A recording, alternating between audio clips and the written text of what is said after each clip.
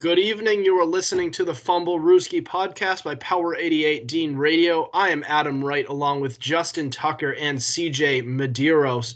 We apologize that our episode is going to be released a little bit later than usual. We are college students, so we are actually getting close to our finals weeks. So we've been very busy, and the stress is just unbelievable at this point. But without further ado, we do have a lot planned for you guys tonight. We're going to talk about the Dallas Cowboys' recent slump, the Baltimore Ravens jumping to the number 1 seed in the AFC, the game of the week, and fan box as always. But we will start off with perhaps the hottest team in football, which is the New England Patriots. So the Patriots won their 6th straight game over the Titans, 36-13, knocking off Tennessee from their perch on the 1 seed in the AFC. And so the teams they've beaten during their win streak include the Jets, Panthers, Chargers, Browns, Falcons, and now the Titans.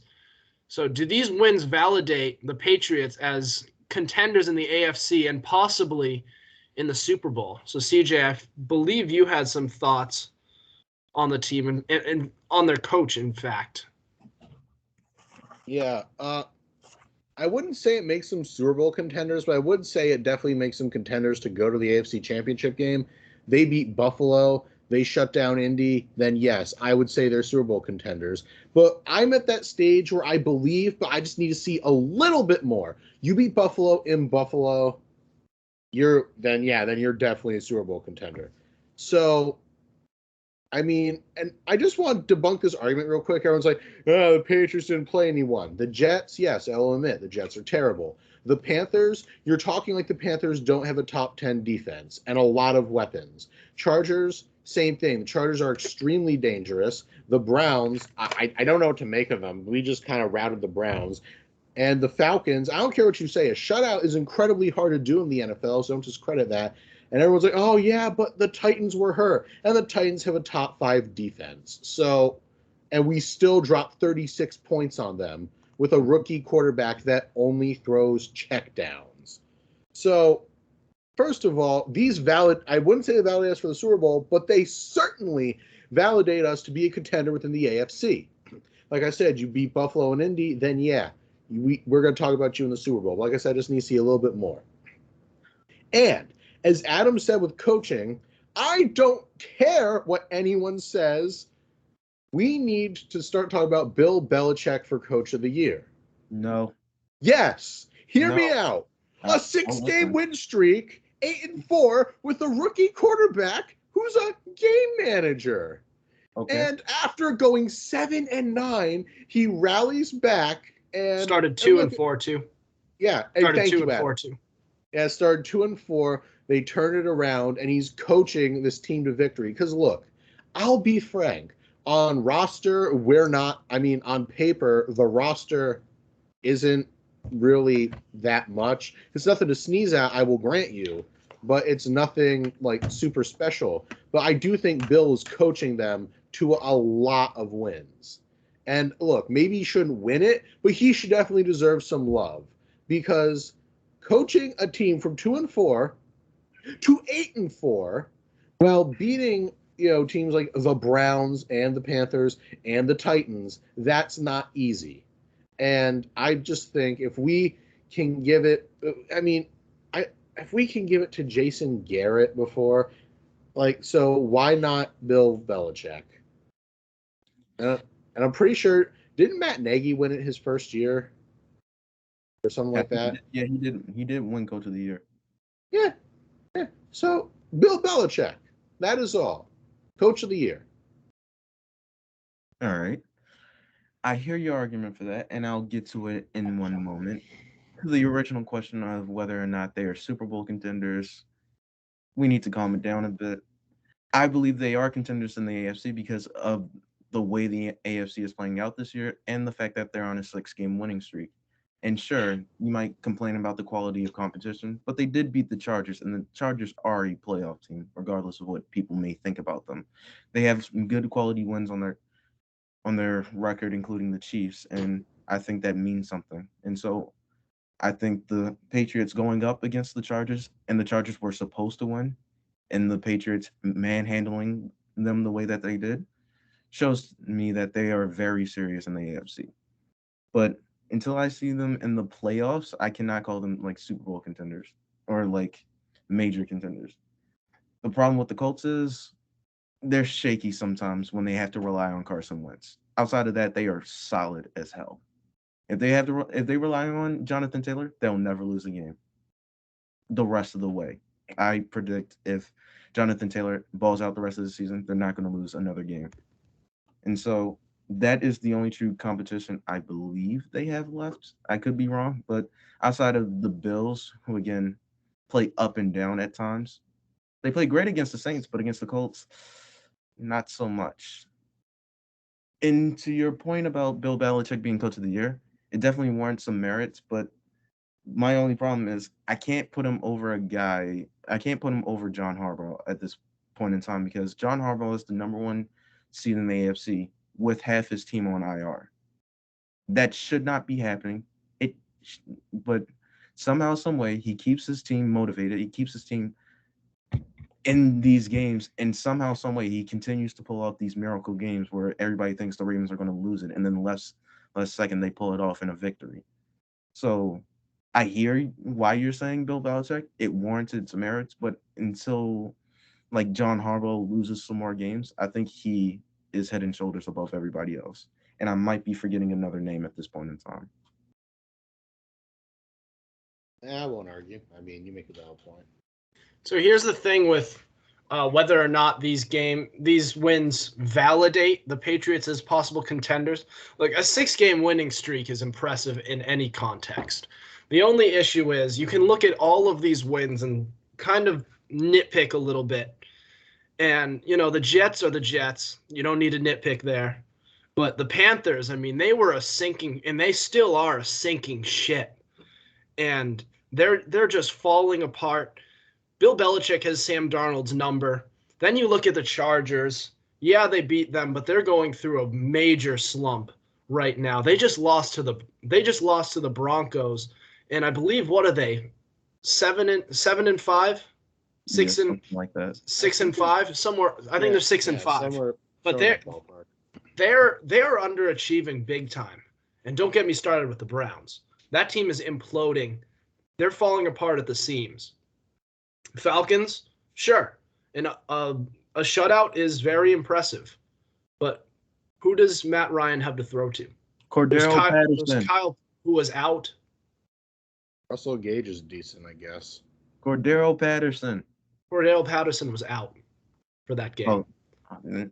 Kyle Pitts has had a great start to his career, but he's just a rookie. And Russell Gage is underrated. And you stick Kyle Duggar on Kyle Pitts and you'll shut him down. I'm pretty sure they did actually. Yep, but that is correct. Now let's move on to the Titans, who they beat. How many of their skill players did they have on offense? Their star players they had. All they had was Ryan Tannehill to throw the ball. And who did he have to throw the ball to? Basically nobody. They had to pick up Golden Tate off waivers. And I don't even think he had even got a target. He didn't even play. AJ Brown couldn't play. Julio Jones is on IR. Actually, AJ Brown's on IR as well. And Derrick Henry's out perhaps for possibly the rest of the season. So it's great that they won all these games. I'm happy that they're 8-4 and on top of the AFC East, the number 2 seed in the AFC. The number 1 seed is in play.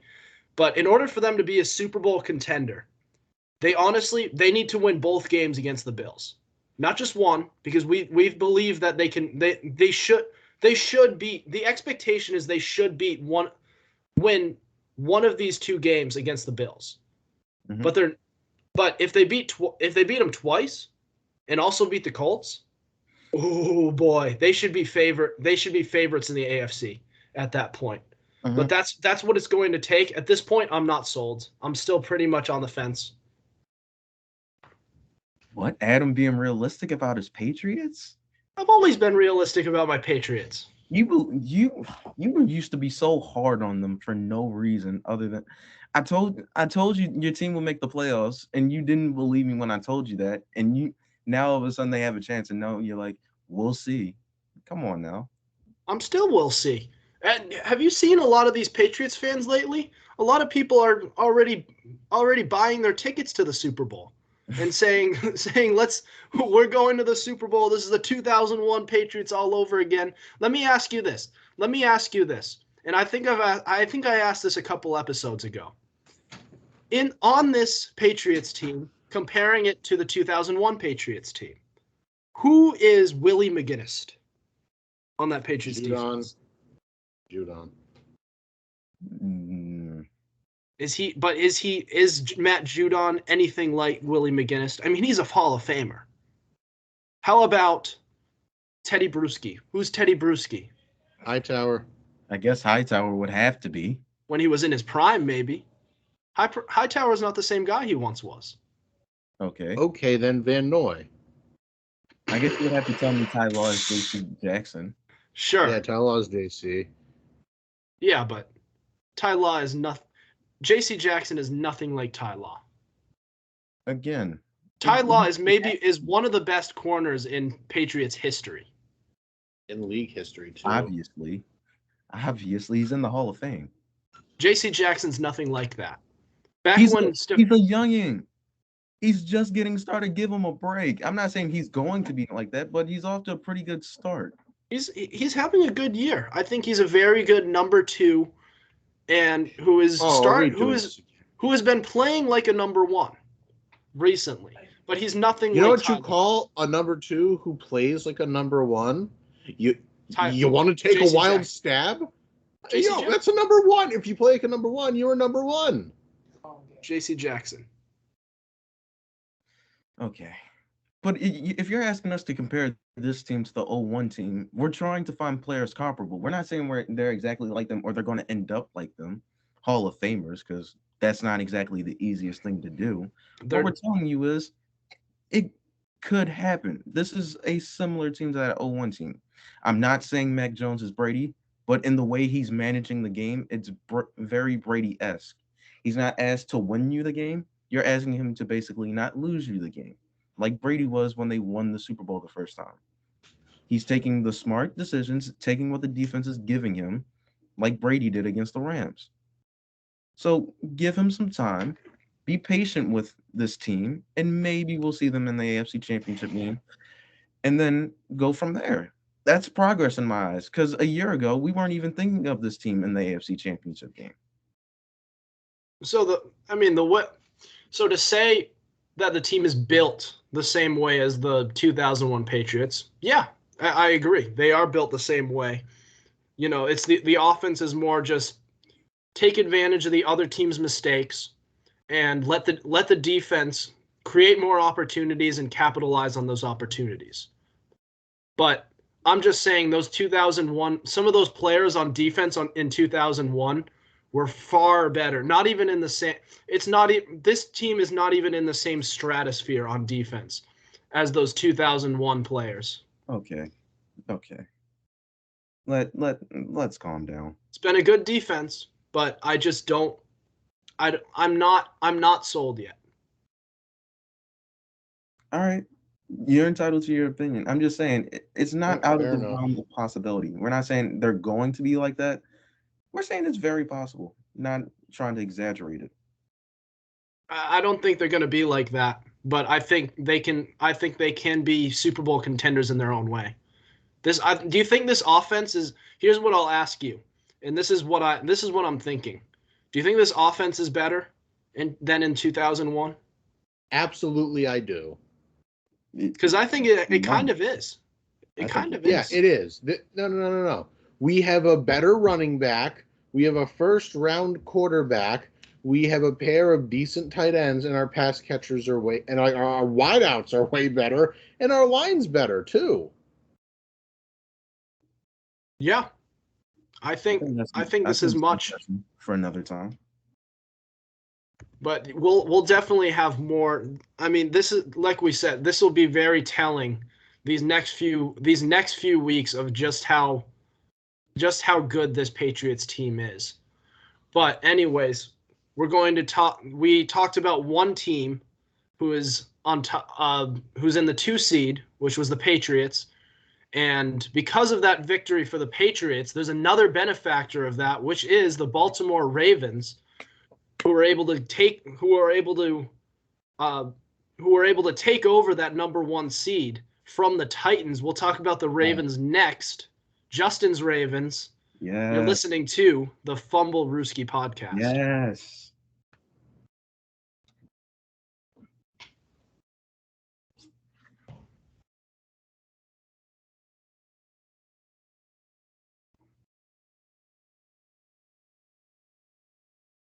And we're back, and we are listening to the Fumblerooski podcast. I'm Adam Wright with Justin Tucker, CJ Medeiros.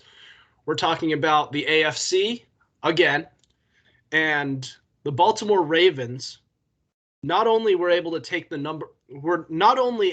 beat the Cleveland Browns 16-10 in a divisional matchup, but they were also able to benefit from the Patriots knocking off the Titans from their perch of the number 1 seed and take over as at the number 1 spot. However, Lamar Jackson's thrown a few interceptions in recent weeks. He threw 4 picks last game. So do we see their Ravens sustaining their current spot on top of the AFC? All right, everybody step aside. This is my team. That means this is my moment, and I'm going to take it. All right, listen up and listen good. This team has the potential to be the number 1 seed and run through this AFC. But will they? That is the question at hand. I don't think they'll run through it. I think they'll struggle through some games. More specifically, I believe the Packers game and maybe Cleveland or one of the other divisional rivals. I'm not sure which one, but I believe they'll struggle through 2 games this season because, of course, that always happens. I'm worried about the Packers game because Aaron Rodgers is going to pick apart my secondary. It's just going to happen. I've resigned myself to that fate. And I'm basically asking myself, can Lamar Jackson score 30-plus points? And yes, he can, because I believe my offense is somewhat healthy. If I can keep Marquise Brown, and if I can keep Mark Andrews, and if I can keep what's left of this O-line intact, and if Lamar Jackson can just say F it and run through the hole and get me a first down, yeah, I'm fine. But if I'm asking my defense to noticeably keep Aaron Rodgers out in the pocket and pressure him and continually stop him from destroying my secondary, I'm not going to be happy about that.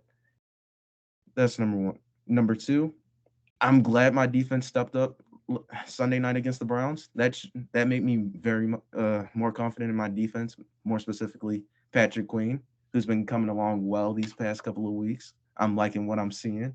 Charging through the hole, getting a tackle for loss, making Nick Chubb look average. That's what I like to see. But we got the Steelers next. I believe that's going to be a win, but rivalry games, we always play close because for some reason Pittsburgh wakes up for us. They don't wake up for Cincinnati, but they'll wake up for us. So I'm not taking that. That's a potential trap game. Other than that, I do see my team potentially finishing with the number 1 seed. And I'm taking nothing else as an answer. CJ? I'm scared. I'm very scared. Keep Justin away from me. No, I'm kidding. I mean, I won't confirm anything as it sits now, especially because the Ravens schedule is pretty hard. He touched on it, Justin did, but they'll be in Pittsburgh, in Cleveland, because like you said, rivalry games, they're different. Then, they host Green Bay, then they're in Cincy, then they host the Rams, then they host the Steelers. Like I said, rivalry game, you play close. The Bengals, rivalry game, but the Bengals have been good as of late. Packers have been good as of late, and Rams, they've been struggling, but they're still not a team to sneeze at. So will the Ravens win? Like I said, win the 1 seed. I won't confirm or deny anything, but it's possible. It's very possible. But we're going to need Lamar to step up, not throw 4 picks a game. But that was just a lapse. All right. To say Lamar is just a bum running back, throws 4 picks a game, that's not accurate. Lamar can win you games. He's got a nice arm, some decent accuracy, and he can move. That being said, can he win a shootout? I would argue yes. And it's very possible the Yes. Ravens do this.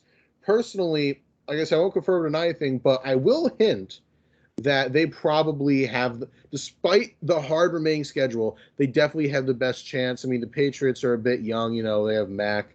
The Chiefs, I don't know what to make of them. The Bills, I also don't know what to make of them. There's another team that I'm missing. The Colts, I mean, Jonathan Taylor, you take him away, what do they have? Absolutely nothing. I mean, except for defense. But I mean, they are probably my favorites to. No, probably about it. They are my favorites to actually win the 1 seed. Now, Adam, what do you mean? Why were you shaking your head about Lamar Jackson in the shootout?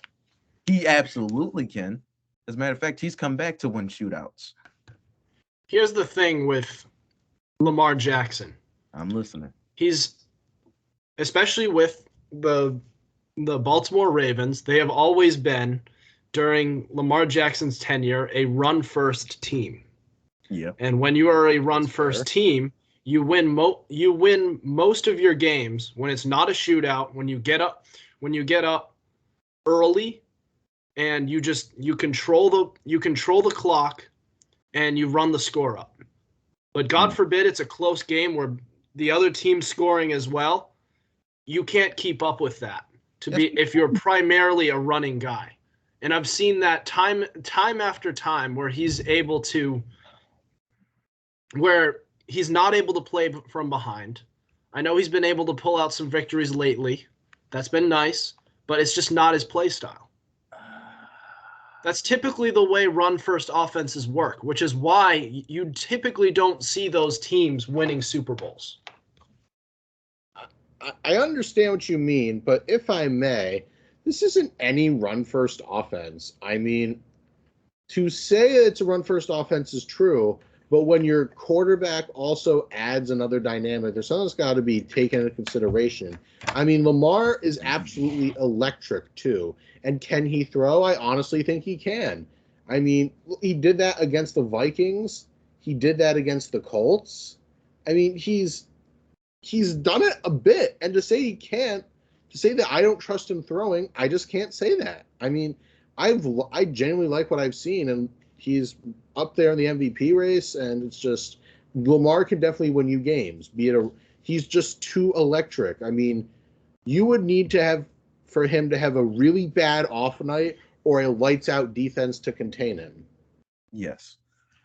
Okay, so let me get this out the way. Number one, Lamar Jackson absolutely can win in a shootout. He did that last year against the Browns when we won 47-42. That absolutely happened. It's the Browns, who are also a run-first offense. Who also made the playoffs last season, I might add. Beat the Steelers, who everybody thought the Steelers would beat the Browns, and everybody forgot who the Browns were. But anyway, in a shootout, they can absolutely do it. If you're asking him to beat you from the pocket, he absolutely can do that. Just ask the Colts what happened to him when he was asked to beat them from the pocket. He dismantled them. Fast forward. And don't the Colts are like a top 10 defense? Absolutely. Fresh my memory. And they ended the Ravens' streak of running for 100-plus yards per game, and Lamar Jackson just beat them through the air and passed for 4 touchdowns, 0 interceptions. Kansas City, Lamar Jackson struggled in the first quarter. The rest of the game, he let it come back to beat them. I don't understand why this comeback thing is still a narrative we like to push. But Lamar Jackson has proven time and time again, if you give him the weapons and if you give him options, he is more than capable of winning games for you. He proved it in the playoffs, and he's been proving it this season to the point where it's like, it's kind of lazy to say that he can't win you games from the pocket, and that if you try to stop the run, he can't beat you with his arm. He had a bad game. He had a bad game against the Browns, 4 interceptions. We also forget that he had 8 flu-like symptoms and didn't play against the Bears. And then he played against the Cleveland Browns, who played like a top 10 defense last night. How many playoff wins does Lamar Jackson have? 1. Hmm. So, how many does Matthew Stafford have? None. But Well, why that's do we he's do that to him? Matthew Stafford's is a special case. Okay, so how about let's compare him to another style of his, Kyler Murray. He hasn't even been in the playoffs. He's Like, he's also he's a dual threat guy too. How many wins does Deshaun Watson have in the playoffs? In the playoffs? 1. Yeah. So I'm like, let's not act like Lamar's the only one who has his woes in the playoffs. He's been there 3 times and he's won once. The first time, I don't blame on him. The second time, he does have responsibility in that. The third time, he won the playoffs, and the second time, he had a concussion, and the line was god awful. But these players, their woes are all for other reasons than whether or not they're running and throwing. You know, Deshaun Watson was on the Texans for all of his career, so he had his issues there. They were an 11-5 team and were up 24-0 against the Chiefs in the playoffs. Yeah, I won't lie, man. Blowing a lead like that is inexcusable. Like, we can excuse that, but in the end, they still lost that game. They lost to an otherworldly quarterback in Patrick Mahomes, who was making a joke of the league late in the season that year. But he's not. It didn't even feel like they broke a sweat coming back down 24-0. They came back in the Super Bowl that year against the San Francisco 49ers, which was one of the best defenses in the league last year. Like, it was nothing. Mm-hmm. What I'm telling you is that it can happen. Like, you're making it seem like, oh my God, the playoffs are like this easy thing. No, everybody else gets paid like Lamar Jackson does. He's been in the league for 3 years. He's 24 years old. We act like he's like 28, 29 years old. That's because for the last 3 years, Lamar Jackson has been straight up embarrassing the league in the regular season, to the point where we can't even compare what he's doing to anything else. And anything else we compare him to, we can only hold him to playoff standards. And for where he was drafted and for the criticisms that were coming out about him, that says a lot about his work ethic and his hard work he's been putting in. I'm not saying Lamar Jackson's not a good quarterback. I'm not saying that at all. All I'm merely saying is that it's typically hard for offenses who rely more on the run, who rely more on the rushing game. It's harder for those offenses to win in shootouts, because if you force that team to throw the ball, that's not what they're built to do. That's all I'm trying to say. I understand that, but we've had to throw the ball because my damn running core is terrible. I know, and they've come out with a couple, and Lamar Jackson is capable of throwing. I just think it's not his strong suit, and we all know that. And there's nothing wrong with that. He is what he is. I disagree. I think his arm has come a lot better as of late. It certainly has. It's been a good arm. He has a decent arm. It's just, like I said, it's not his strong suit. But we do have to go on and move on to our game of the week. So we will get on to that. It is a bit of, we had an interconference matchup that's coming up next. You are listening to the Fumblerooski podcast.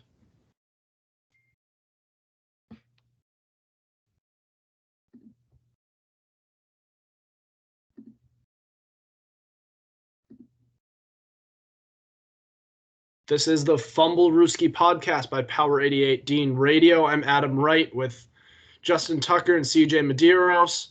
We're on to our week 12 Sunday's best. And we have the Colts versus the Buccaneers.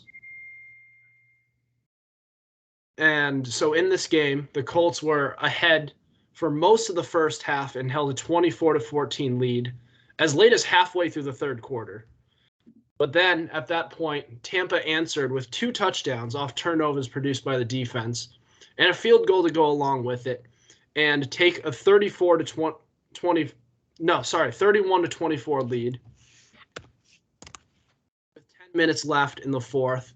Indianapolis answered with a touchdown of their own with 3 minutes left to tie it at 31.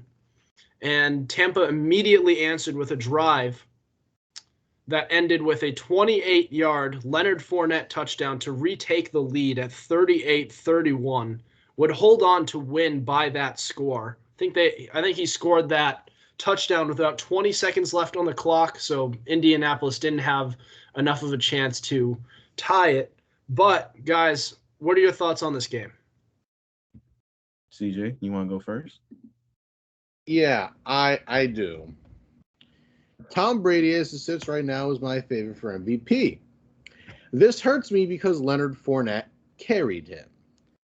And I am starting to see shades of 2017 Leonard Fournette. He's living up to the name Playoff Lenny. I mean, and he's going to be a beast come playoff time. And it's just the Bucs aren't this one-dimensional team. They're kind of like the reverse of what Adam said, whereas the Ravens are run first, the Bucs are pass first. Brady's got weapons galore, and yet they can still get in the game with the running attack. And honestly, their defense, despite a slow start to the season, isn't even that terrible either. They literally got 2 touchdowns off of turnovers, which is just clutch for their defense. Mm-hmm. And it's just Tampa can get turnovers when they need it, and they can use the running attack when they need it. They're one of the most well-rounded teams in this league, and it's with Brady running it, it's just not fair. I mean, everyone's going to have their bad games, but the rest of the cast of characters is so strong, it really doesn't matter. You're going to need to have a lot of people to have an off day if you want to beat Tampa. That's plain and simple. And Indy, I don't fault them too much, but their run defense got exposed by Leonard Fournette. And if you're Indy, that's definitely something you got to work on. Just work on defense, like in general. You let the Bucs come back, and still, just for Indy, the biggest issue is a ginger one. I'll call him Carson Wentz. Carson Wentz will not win you a playoff game. Carson Wentz will not win you. No, he won't. He will not win you a Super Bowl. Thank God they have Jonathan Taylor, because Lord knows I don't trust Carson Wentz to do anything. So do with that what you will, but I generally think, just looking ahead, Indy should probably reevaluate their quarterback decision. I think Wentz is done. I think Carson Wentz is a pretty good quarterback. I don't know about you, but I think he's pretty good. I think he's solid for that team. But anyway, it's just he's not going to win you anything. He's not. He won't. This is not about the Colts. This is about the Buccaneers. And we're talking about another quarterback. Oh, this is about the game. And I'm talking about Tom Brady first and foremost, then I'll get to the Colts. He did get bailed out by Playoff Lenny. Playoff Lenny had 4 touchdowns, including the game-sealing touchdown at the end of the game. And what a block by Donovan Smith, too. People forget about that. Was a nice block that eventually sprung him for the touchdown. And Tom Brady, I'm not gonna lie, he's not having the best of weeks. I mean, solid 3 weeks right now. He's thrown 3 picks against the Saints. He threw 2 that could have been 3 against the Washington football team. Coming off the bye, I thought he'd establish himself. I thought he'd be assertive and dominant and say, "I'm the leader of this team. This team is going nowhere, and we will be a pain to deal with come playoff time." And I'm not gonna lie, didn't seem that way when it came to the Colts. Did not seem like they seemed exploitable. They seemed like if the Colts didn't make any mistakes, they were very beatable. But of course, they'll make mistakes because Carson Wentz is the quarterback for that team. They are prone to make mistakes from time to time. But Carson Wentz, as far as I'm concerned, he is the right guy for that team, because when he's on game, and more often than not he is on game, he scares me sometimes, because he'll make a pass that I'll just say, wow. But by that same token,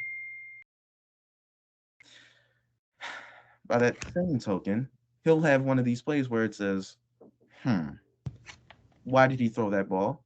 The receiver was 20 yards downfield and he threw it 20 yards short.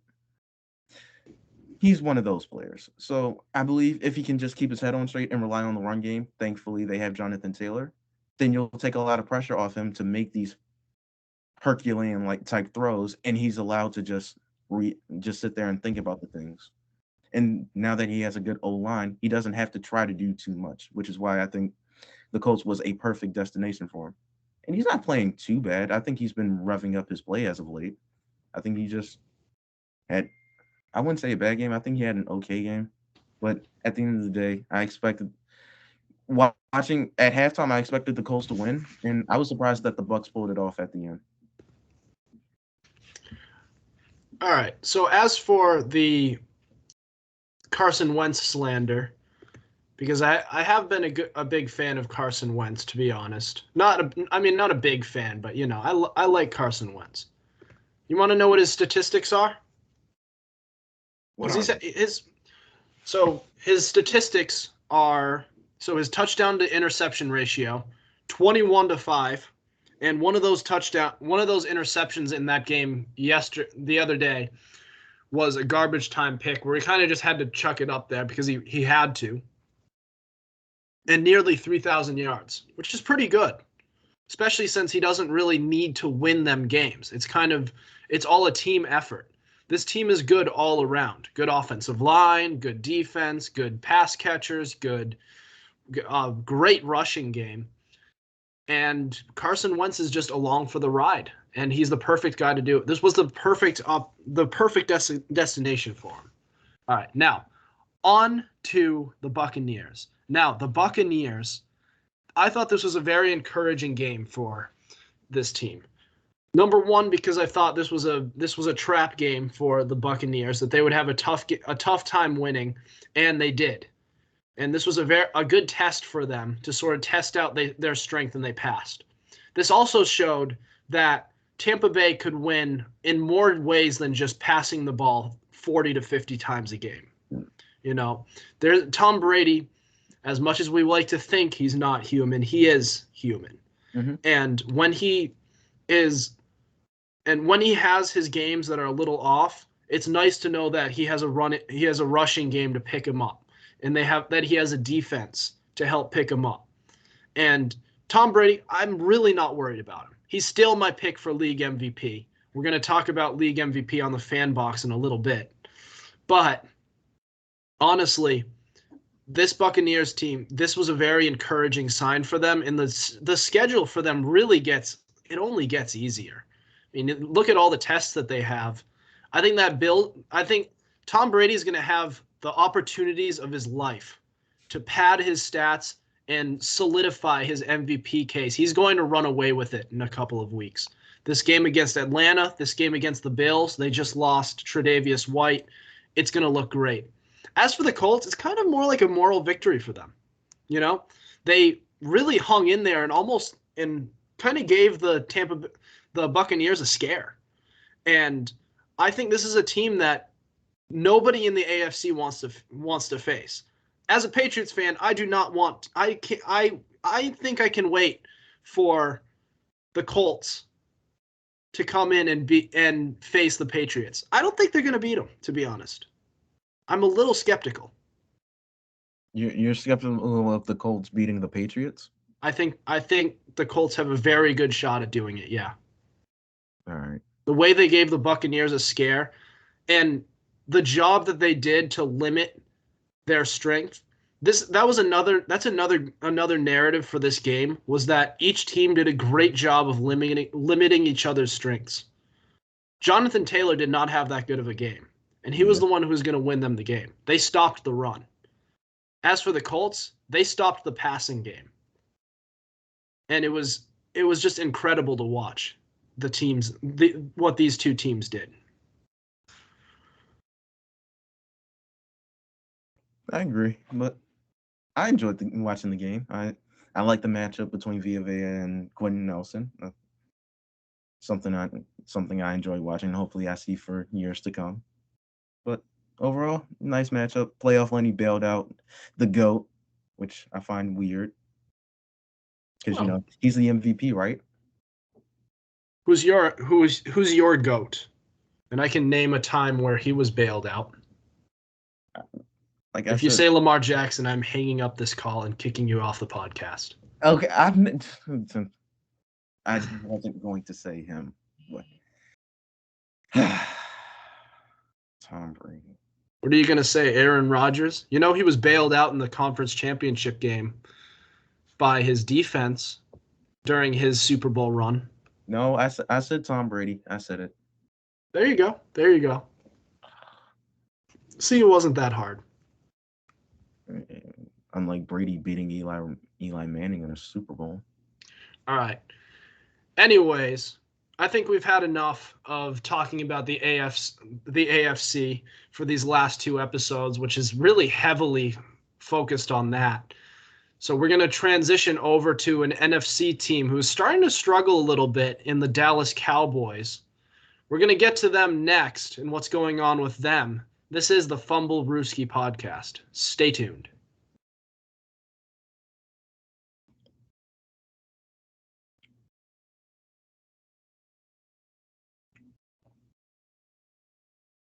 You're listening to the Fumblerooski podcast by Power 88 Dean Radio.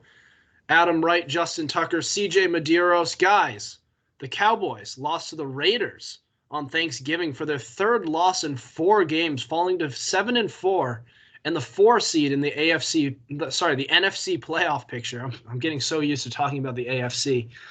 But what is going on with this Cowboys team? How about them boys, huh? How many times do I have to tell you about the Cowboys? They will do Cowboys things. I keep telling y'all this. I told Adam during preseason they were going to be you said they were going to be a playoff team. I said it depends on them because they will do Cowboys things to mess it up for them. Late November, December, we will see what type of team this Cowboys team is. And what are they doing? They lost 3 of their last 4, including a game against the Raiders. They had no business losing. They should not have lost to the Raiders. They should have won that game. But instead, that defense got torn to shreds by Derek Carr and Deshaun Jackson. I don't know who that cornerback is, Anthony whatever. He should have been cut after the game the way he was giving up pass interference calls. He had 4 of them. Anthony Brown? Anthony Brown, yes. He had 4 of them. And one in overtime that cost him the game. Don't let anybody tell you otherwise. Zeke not getting the ball, getting enough touches. Dak Prescott playing okay, but not good enough to win you the game. Oh, and that third down in overtime where he threw it behind Noah Brown, that's his fault. That is exactly his fault. You can't blame anybody else for that. He was wide open. All you had to do was throw it to him, but instead you throw it behind him. For what reason? I don't know, but it's low. It's fast and it's low, and he has to reach back to get it, and he can't get it, and they punt, and game's over. I'm like, the Raiders got this. And so at the end of the day, when I look back on this Thanksgiving, happy because the Cowboys once again lost, all I have to say is, how about them Cowboys? CJ, you can take it from here. Oh, thank you. So, the Dallas Cowboys suffer from a little problem I like to call bad coaching. Yes. And this bad coach's name is a little thing I like to call Mike McCarthy. After he was fired from the Green Bay Packers, Mike McCarthy should never have got another job in American sports. Aaron Rodgers carried Mike McCarthy throughout his entire career, and any Packers fan will tell you that Mike McCarthy is a god-awful coach. Why the Cowboys hired him, I wouldn't know. And now it's coming back to bite them. I genuinely believe the Cowboys would be top 2 in the NFC because they have the potential. They've got the star power. They've got a lot of elite players, but they would be top 2 in the NFC if it wasn't for their piss-poor coaching. That's what it is. It's like, I can't point to anything else. Dak is fine. They've got a nice 2-headed running back of Pollard and Zeke. You know, Dalton Schultz is emerging as a legitimate tight end.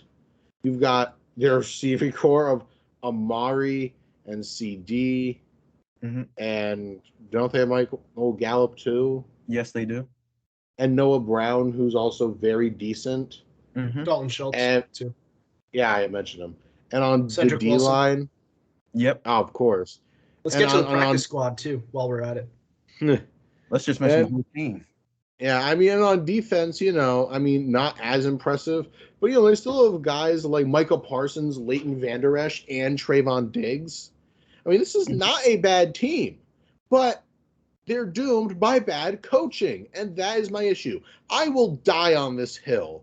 Mike McCarthy is the reason for their underachieving. They just can't get a good coach. They got one headache in the clapping man, Jason Garrett, and then they replaced with another headache in Big Mike McCarthy. I am not a Cowboys fan. I find that most of their fan base annoying. I don't like Jerry Jones, but I can't help but feel bad for them being robbed of their potential by god-awful coaching. Because, Jerry Jones pretty much handpicks the guys anyway, but that's neither here nor there. So, yeah, long story short, I genuinely believe that this team and their struggles are a product of bad coaching. And if they have any sense whatsoever, I don't care where they finish, they need to fire Mike McCarthy. So we can talk about how bad the coaching is, and you would be justified in saying that because their coaching, as bad as it has been, is not the reason they've lost 3 of their last 4 games. The reason they've lost 3 of 4 games is because they lost CeeDee Lamb and Amari Cooper for the last 2 games. Those are their top 2 targets. How many quarterbacks can perform well? How many teams in general can perform well with barely any targets to throw to? Not really very many. Some of the best quarterbacks of all time have struggled have been able to win regardless, but have struggled without their top targets, their top 1 target, let alone 2. And you look at that, and then you look at the way they performed against Oakland, the Vegas Raiders. Mm-hmm. I was actually a little more encouraged by that. Because if you're able to win with Michael Gallup as your number 1 guy and not much past that, then, or not win, but they came close to it. And for Dak Prescott to put up the statistics he did with that, I was a little bit encouraged. I think when they get back, they're going to start winning games again, and they're going to be fine. Don't do this. Don't. Are you going to double down on this again? What am I doubling down on? On the Cowboys being in the NFC or being a playoff contender? I think they're a playoff contender, yeah. I think they're going to go to the playoffs. I could see them getting bounced out in the first or second round. Yeah, because say it with me, boys and girls, bad coaching. I genuinely believe Mike McCarthy's just holding this team back. And you know what? You say, oh yeah, Anthony Brown got 4 penalties. Yeah, well-coached players aren't penalty machines. I don't know how I feel. I've noticed something. You know how in the Broncos game they were down 30 to like 20 something to nothing, and Dak Prescott was playing awful. Then all of a sudden, in garbage time, he throws for over 200 yards, 2 touchdowns, and we're supposed to be okay with this. No, I'm not okay with that. He was a bum. He played awful against the Broncos. I'm not gonna lie, their defense is actually pretty good, and Patrick Surtain should get more votes for Defensive Rookie of the Year. Not over Odafe or Micah Parsons, but he's up there too. But the Broncos ain't all that. You're letting Teddy Bridgewater dot you up like that? Tim Patrick catching balls over Trayvon Diggs, this supposed shutdown corner. He's a good corner, don't get me wrong. He's turned out better than expected based upon his rookie season, but I'm going to need you to calm down on that. And then That was a bad loss, I'll grant you. That Broncos game, you can talk about it all you want. I agree.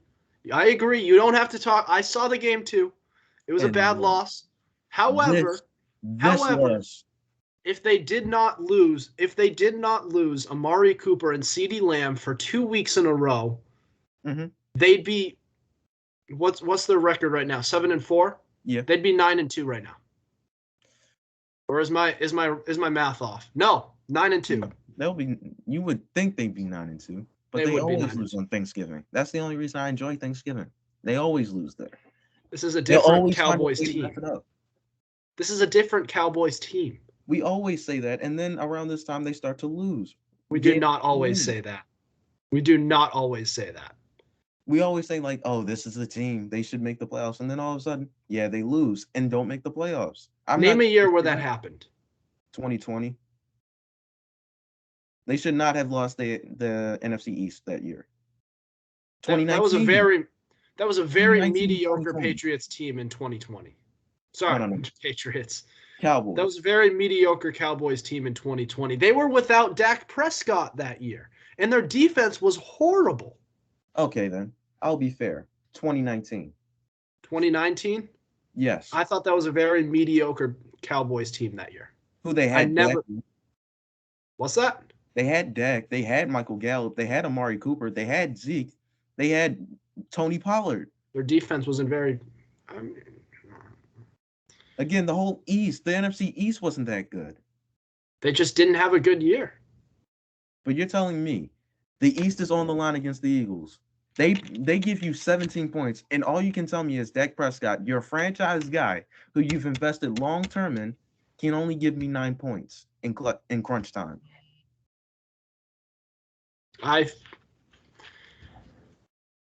In crunch. I mean. But we're going to blame coaching for some players not performing up to their contract. Okay. Well, I mean, I'm sorry. You like what they're scheming? Do you like what they're running? You're blind if the answer is yes. I would like it if Zeke got more than 9 touches. I would really like that. Yeah, they were playing from behind. I asked. They were playing from behind. Do you understand game script? Just because you're down by 1 score does not mean you stop. Just avoid running the ball. If you go down by 1 score, that doesn't mean you throw away running. It was a high-scoring shootout. You cannot run the ball that much, especially when you have your franchise quarterback. If it's a one-score game, you know what you can do? You can run the ball because you know you can come back into it. You can't just avoid passing. I mean, you can't just avoid running. Like, no. You can't just avoid Zeke and Tony just because, oh, they only had 9 carries for 30-something yards. Zeke is averaging 4.5 yards per carry, and you're just going to avoid that? No offense, that's kind of idiotic, which points to CJ's claim of bad coaching. Give them more touches. They are 0-4 when Dak has to throw the ball over, 55 times? They're 7-0 when they have a more balanced attack. So what I'm telling you is give Zeke more touches or give Tony Pollard more touches. You do realize that any team that is forced to throw that many times, typically those are the teams that are playing from behind. Nobody wins when they're unless you're built like the Buccaneers where you have to pass in order to win. No, very few teams win when they play like that. It's balanced. Again, it's not like they were behind by 10 to 14 points or down 21 where it's all but certain you have to pass. They were down by 1 score. So you're telling me if you're down, it's for sure you have to pass the ball. There's no other option here. That's what I'm talking about. They continually make mistakes like that. And Dak Prescott, your $75 million man, when you need him the most, failed to show up. I like Dak. I think he's a top 10 quarterback. But sometimes he'll have games like he did against the Raiders, like he did against the Broncos, where he won't show up for 3 quarters. And when the game is over, basically towards the end of the 4th quarter, he'll then have stats that makes it seem like the game was close. But in actuality, it wasn't really close to begin with. Yes, but it's not the reason why they're 7-4. The reason why they're 7-4 is because they lost their top 2 targets. No. You can't tell me. You can't tell me that if they're not without Amari Cooper and CeeDee Lamb in a game that ended in 1 score that they would have crushed that Raiders team. So you're telling me, if I just put CeeDee Lamb and Amari back in the lineup, that's going to solve their defensive woes against the Raiders? No, but they win that game. They outscore them. I disagree. I vehemently disagree. I think they beat them. Yes. No, I don't. I think Dak still played like garbage. And I mean, have you seen some of the throws he was making? Don't mind who he was throwing to. Look at some of the actual throws he was making. It was bad. It was just painful to watch. Yeah, some of them were bad throws, but he would have had wide receivers to bail him out on some of those plays. He could have if he actually threw good balls, because Noah Brown's not a bad receiver. Michael Gallup's a good receiver. That one he caught on the sidelines was a damn good catch. And yet we like to say that he doesn't have anybody to throw to. I think that's just a narrative we like to portray for Dak that isn't really true. He still had Dalton Schultz. He still had Tony Pollard and Zeke, who are good pass catchers coming out of the backfield. Michael Gallup is a solid number 2 and a serviceable number 1. It's not like he had nothing. We just like to believe that because CD and Amari weren't on the field. That's all. All right, we're not going to agree on this. So let's go on to the fan box. So we're going to approach the end of our show, and we'll hear from you on who your MVP is. So that's next. Stay tuned.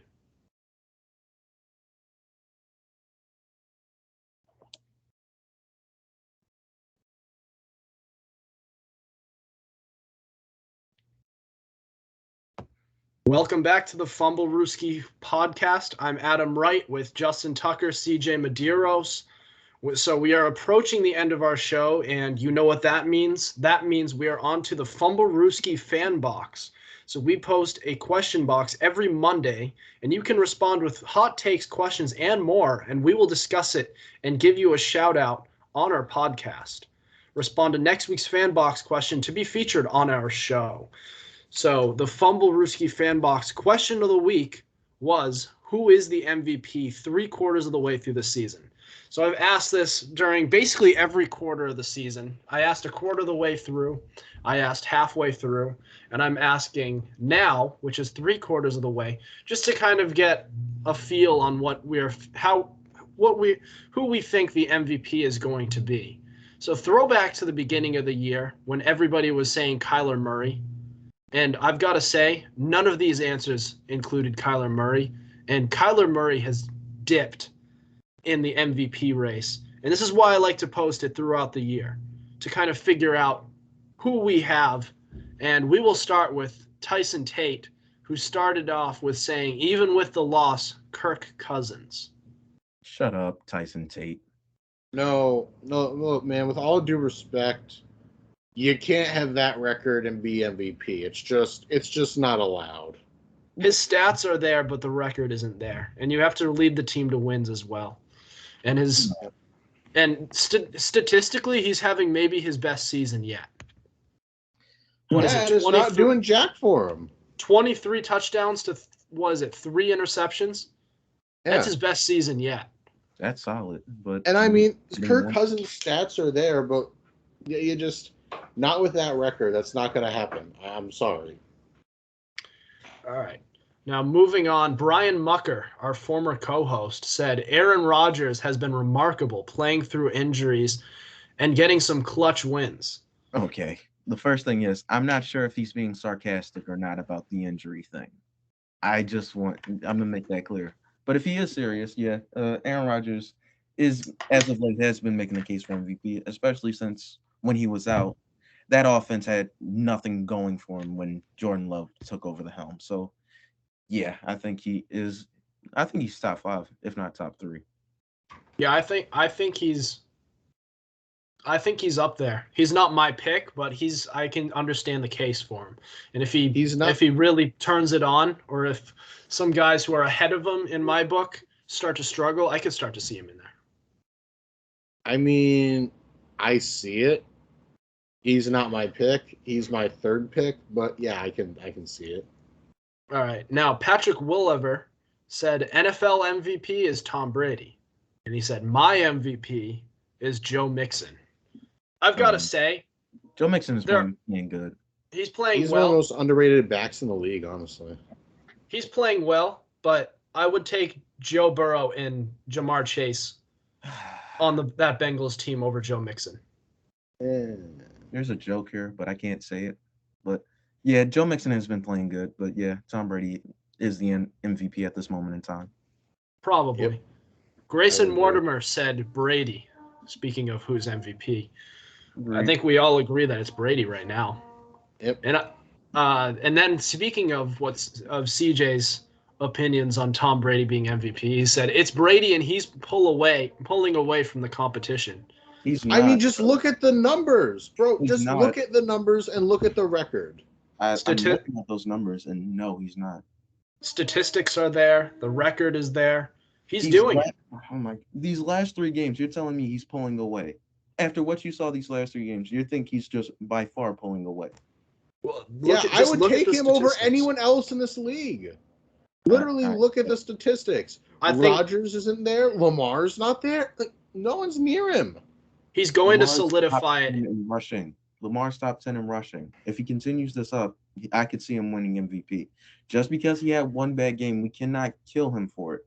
Tom Brady had 2, and we're just going to let it pass? Yeah, but I mean, 2 not up to snuff games versus 1 really, really, really awful performance. Tom Brady threw 3 interceptions. And Lamar threw 4. And still won the game because of him. There's no other answer. I'm not saying he played perfect. No, he played awful. 2 of those picks were by far his fault. But I'm not going to sit here and be like, Brady was playing perfect and he's pulling away from it. No, he is culpable. He played awful against the Saints. He played awful against the Washington football team. And he escaped because playoff Lenny bailed him out against Indy. He still didn't play terrible in that game, though. Yeah, he's But not he's not the terrible. reason for that win, is what I'm saying. He played a part, though. Okay. He was not the most valuable player on that team that day, is what I'm saying. Game. Over the entirety. This isn't just a microcosm of just a few games. This is the entire season. And when you count the entire season, and Lamar's right there for doing the entire season. If we're just looking at one game, sure. But if we're doing the entire season, Lamar is up there too. And we're not just about to say he's pulling away from competition. Absolutely not. He might not be pulling away now, but I think he's going to pull away in these coming weeks. That's all I'm going to say. Okay, and that's fair. So going on, our next pick, Brian DeLongchamp said Tommy, which implies Tom Brady. I'm assuming Tom Brady. Nick Normand said there isn't really a dominant MVP, but I might go with Jonathan Taylor. Not gonna lie, he does have a case. He has a case. Probably he's having a very good season. MVP worthy non-quarterback. It's sad it's such a QB award, but I mean it could have been Derrick Henry too. Derrick Henry would have been up there with Jonathan Taylor. Oh yeah, definitely, but poor man got that injury. Yep. And then answer. All right. Robert Shelley said, whoever said Kirk Cousins, you're a national treasure. But the real answer is David Blau. And I'm assuming that's the quarterback for the Detroit Lions. He's the third string, yeah. Yep, and no. Yeah. The Thanksgiving legend. Do you remember that 2018 Bears defense? He tore them apart. Or was it 2019? It was one of those 2 teams. I think it was 2018. He tore them apart. No, 2019. Oh my god. I'm not gonna answer. I can't let that one. No. David Blau. It's a joke. It's obviously a joke. I know it's a joke, but jeez. Get him off my screen. Somebody's offended. All right. Cam Alden, who we have had on our show earlier on, known as a avid Baker Mayfield fan. Yeah. He's going to go down with his ship, and he's pointing at Baker Mayfield for MVP. How the hell can he go with Baker? He's obviously just saying it out of pride. Yeah, out of pride. I'm looking. Baker's not even the best quarterback in his division. He's probably the third best in the division. Yeah, he's better than Ben. Even injured, I'd still take Baker over Big Ben right now. Because Ben is really, he should retire after this season, but he's probably not. I've got to say though, if the Browns get rid of Baker Mayfield, it'll probably send the Browns back to the dark ages. It's because he's at the Browns. very least a game manager. Yeah, which helps at the best. He's a game changer. As much as I can give Cam flack for saying he's better than Lamar, which he's not, but he's a good quarterback. And last season, he proved he was a good quarterback. All right. So now that we've gotten through all of these, all of the fans here, let's all go around the table and give our MVP picks. And don't explain it. We need to end this show. This is it's dragged out a long time. So just give no arguments. Justin. Brady. CJ? Tom Brady. And I think you know what my pick is. Lamar The Maybe myth, Jackson. Peterman. the legend himself, Tom Brady. Shut up, Justin. All right. Any more thoughts before we end the show? We do need to call it quits for the night. Did you hear what I said by any chance for your pick? What was it? I said Nathan Peterman. Ooh, No. that's a good one. Listen, But that's all. Yeah. All right. That's it. Before another argument breaks out. That'll do it for us tonight. Thank you for listening to us. Make sure you subscribe to our YouTube channel. Check us out on Spotify, Spreaker, and Google Podcast. Also, be sure to follow our Instagram at Fumblerooski_podcast to keep up with our podcast and the latest coverage on the NFL. Otherwise, we will see you next week. Over and out.